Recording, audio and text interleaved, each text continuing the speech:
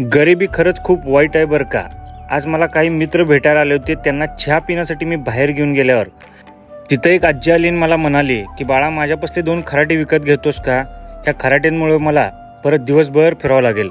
आणि म्हटलं काळजी करू नको, मी घेतो ते खराटे, पहिलं पोटाला काहीतरी खा.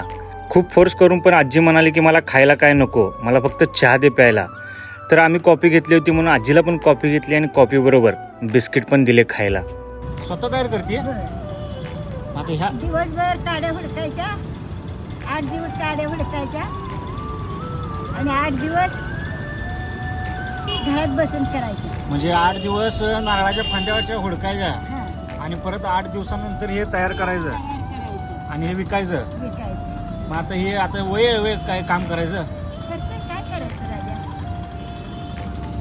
बरं बरं, खा असू दे, खा. ते खराटा कितीला विकतेस? हे खरंट 50-60 जाते इकडे. 50-60ला. मग ते आता विकल्याशिवाय तू घरी जाणार नाहीस, होय, बरोबर का? होय. मग ते मी दोन्ही घेतो. घे घे राजा, मला- काय? मला देऊ नका आता. चहा दिला, काफे दिले, मला पैसे चहा दे. कॉफी चहा कॉफी तुला माझ्याकडनं होय.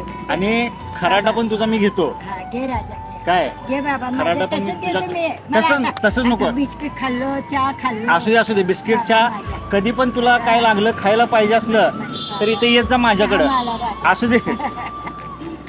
तुझे किती झाले? हे 50-50 100 रुपये झाले, बरोबर? हे 200 रुपये ठेव. नको अगं धर. बाबा, नको रे राजा. अगं ठेव. माझे 200 रुपये ठेव. हे 200 रुपये ठेव.